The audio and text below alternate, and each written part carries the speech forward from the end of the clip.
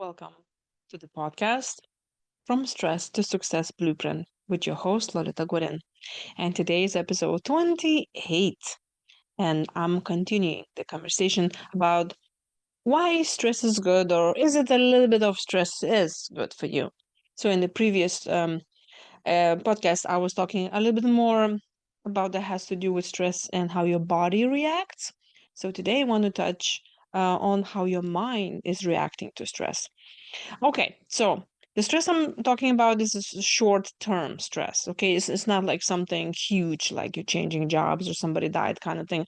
But it's something that it raises your heartbeat. You're afraid to go to speak in front of people, or you starting something new and you need to tell your opinion, or you need to go and do something that really puts you out there, like an interview or something that even has to do with some people, but even something that has to do with you. For example, you decide you want to go and work out, and now this is the first day that you actually getting into gym with your workout clothes, and you like, I don't know what people gonna say about me. So small stressors.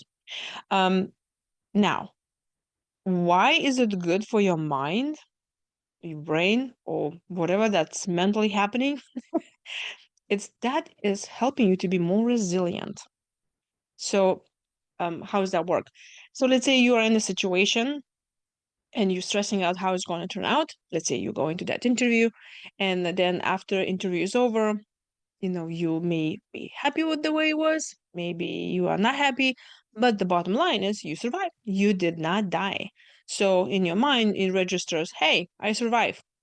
So, this is a good thing for you to keep resilience building up every time when you are faced in some situation where you're thinking, I don't even know how it's going to turn out. And oh my gosh, I'm so afraid of it.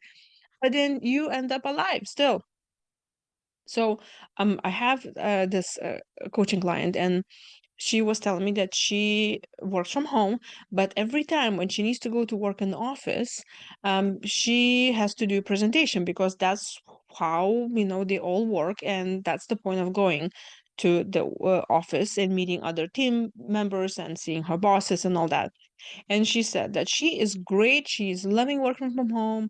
She has no stressors. But the day that she wakes up, that she needs to go to the office and speak to more people, obviously she gets a little nervous and anxious. And what I recommended her, and I recommend you, is if you know small stressors that, especially those that keep on repeating, write it down when you are stressing about them.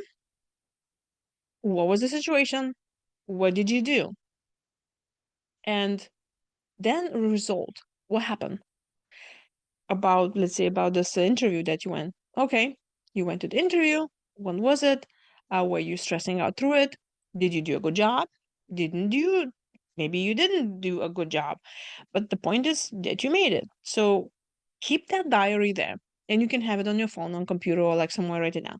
And what happens is you can look back. So let's say you thinking, oh my gosh, I don't even know how next time this is going to happen. I don't want this next time happen. But if you're in a similar situation or in another small stress situation, you can remind yourself that, you know what, I was stressing out when I was going to the gym, and look at me now. I survived. Or I remember when I was going to this interview and I made it. Oh, I remember when I did that presentation and actually turned out pretty well.